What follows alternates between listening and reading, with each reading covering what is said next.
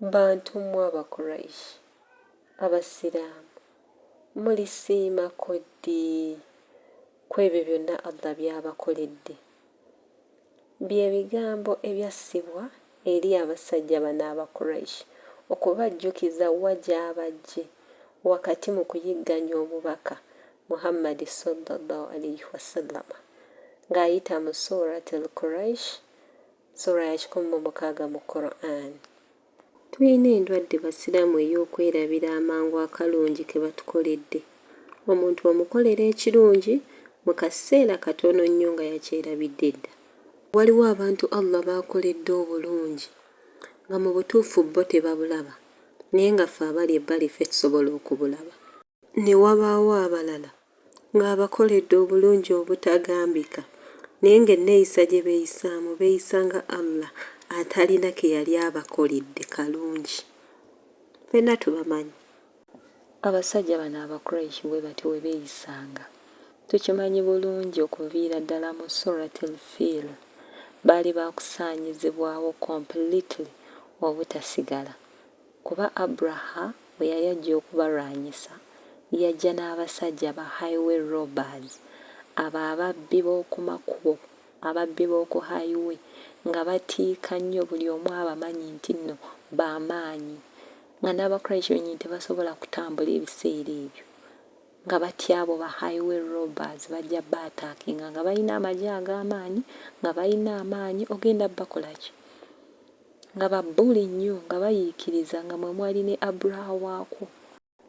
Okuva eri n'agamba kannombe abantu bano mmenye Kaaba yaabwe. Kuyiikiriza kwa maanyi, obeera muyiikiriza, obeera omanyi nti nno tewali asobola kukukwatako.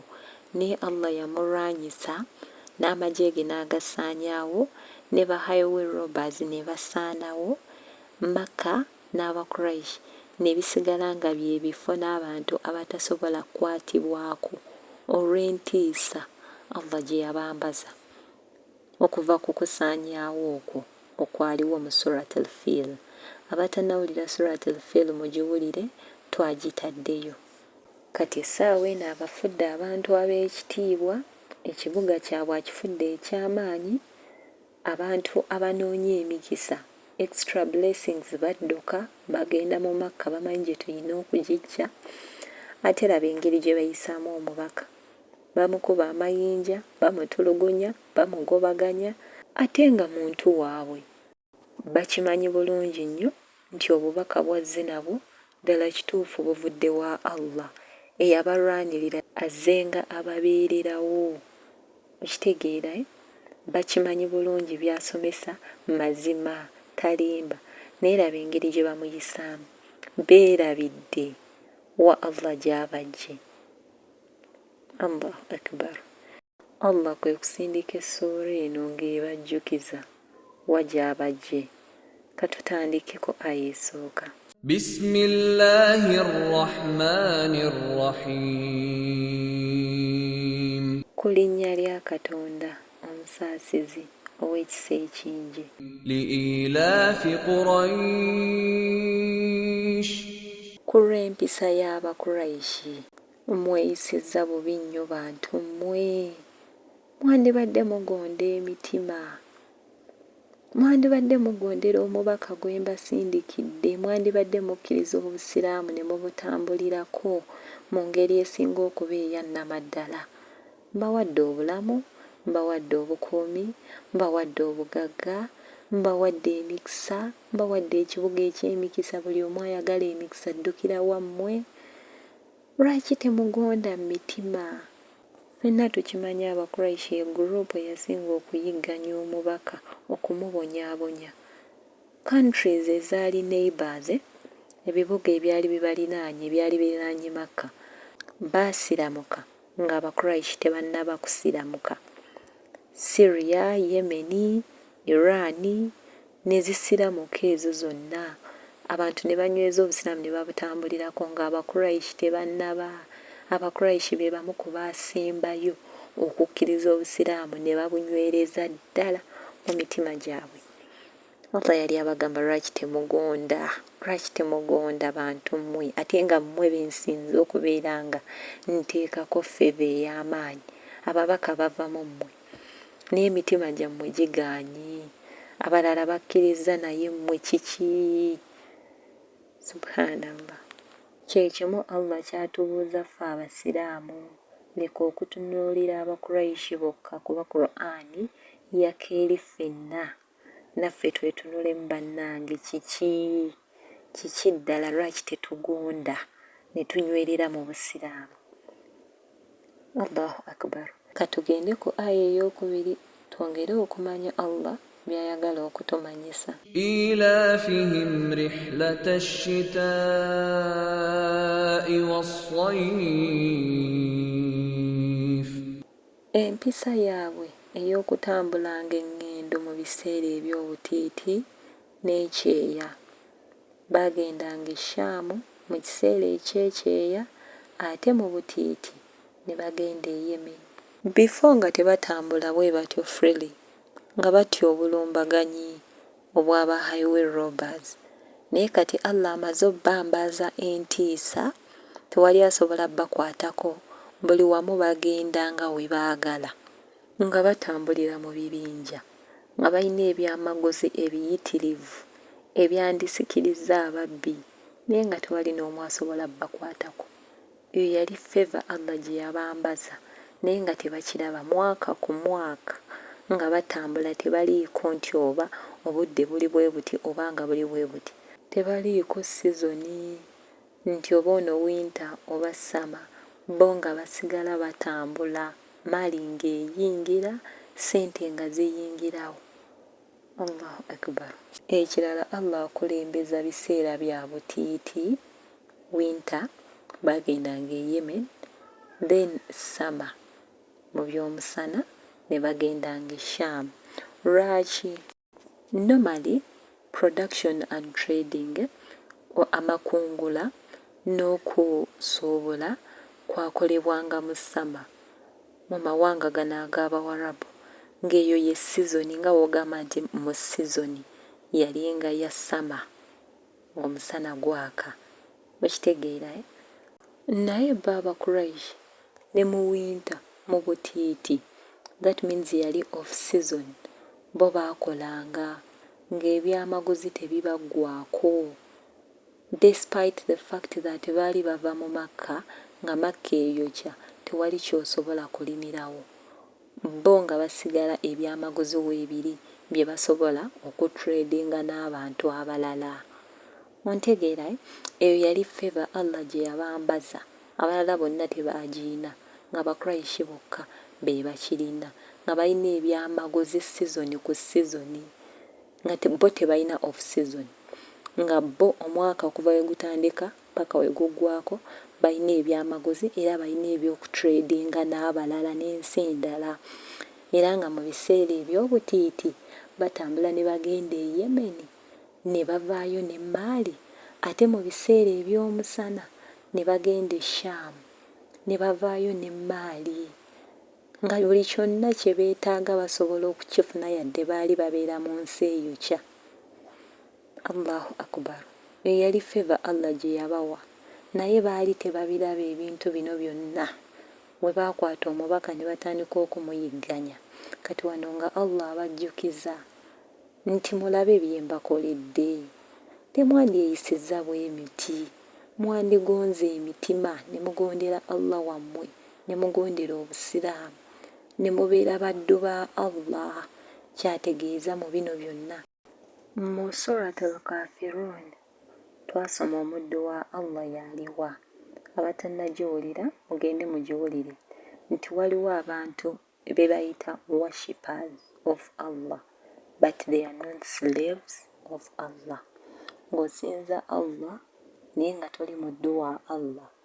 Okusinza Allah kirala n'okubeera omuddu wa Allah kirala. Muntegeera nti osobola okubeera ng'esswala 5 ozituukiriza empagi z'obusiraamu 5 oziyimirizaawo bulungi naye ng'olumala okuziyimirizaawo yeggwa omwo mu banywa omala okusiiba n'osebulukuka ng'ogenda mu bbaala ogenda okusaala esswala 5 bw'ovaayo n'ogenda n'okola obwamalaaya, ekitegeera nti awo tobeera muddu wa Allah. Omuddu wa Allah atuukiriza empagi 5 ez'Obusiraamu n'empagi z'obukkiriza, nti okkiriza ababaka be, okkiriza ebitabo bye, okkiriza okugera kwe. Oyo y'omuddu wa Allah, nti otambulira ku terms and conditions eza Allah ez'Obusiraamu, nga bw'ogamba nti nno oli muddu wa Mukama wo. Obeera omuddu wa Mukama wo nga bakozesa Mukama wo kyakulagira okukola ky'okola, era kyagaana tokikola, kuba oba otya okufiirwa omulimu. Kati weewano beera musiraamu omukkiriza omutya Allah ng'ate oli muddu wa Allah, nti buli Allah kyagaana okukola tokyesembereza yadde okukikola. So abasajja bano baalaba ku bulungi bwa Allah naye nga bagaanye okugondera Allah, amateeka ge, ebitabo bye, ababaka be, nga bayigganya omubaka okufa obufi. Allah kwe kubajjukiza n'abagamba lwaki temujjukira? Era kyekimu naffe kyatugamba nti ku byonna byatukoledde lwaki abasiraamu tetukkiriza era tetugonda.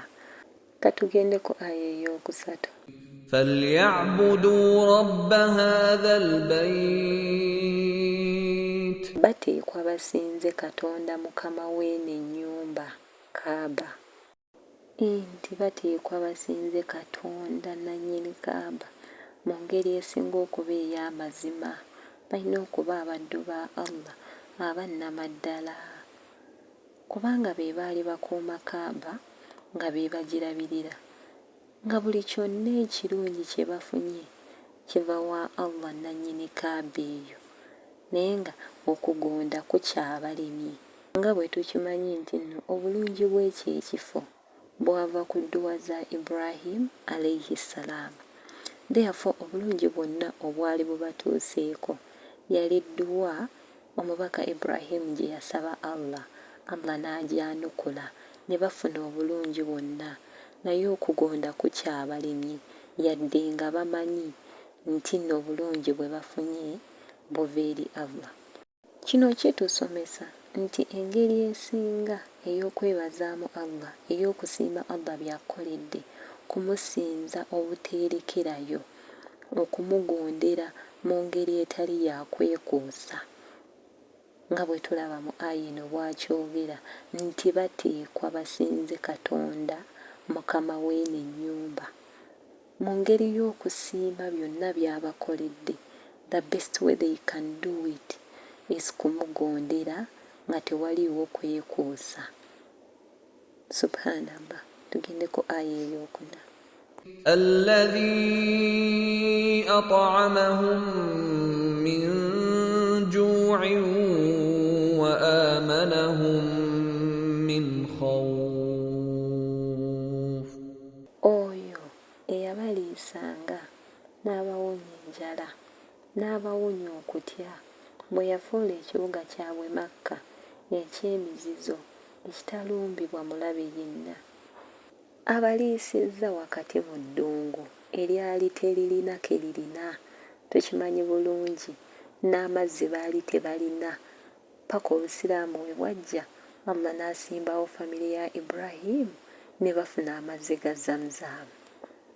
Abataddeko obukuumi, tewali n'omu asobola balumbagana.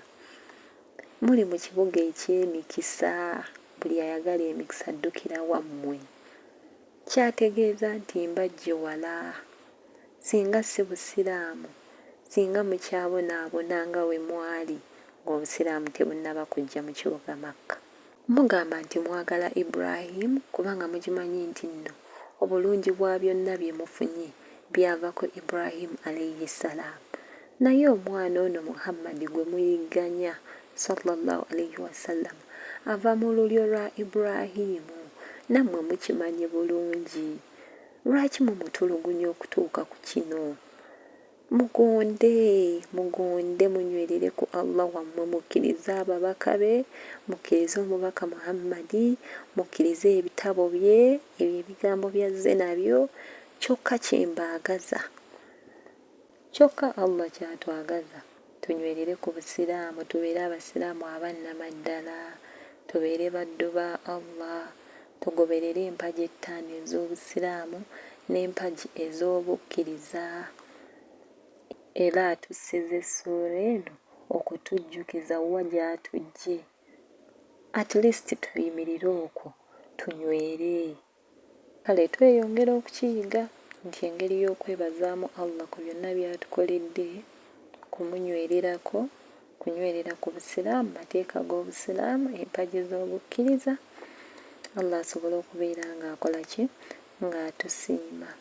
Insha Allahu ta'ala tusabe Allah atunywereze ku busiraamu, ayongere okutuyigiriza obusiraamu, atutambulize ku busiraamu era atujjulule nga tuli abaddu be baasiimye, atuwe ne jjana. Assalamu alaikum wa rahmatullahi wa barakatuh.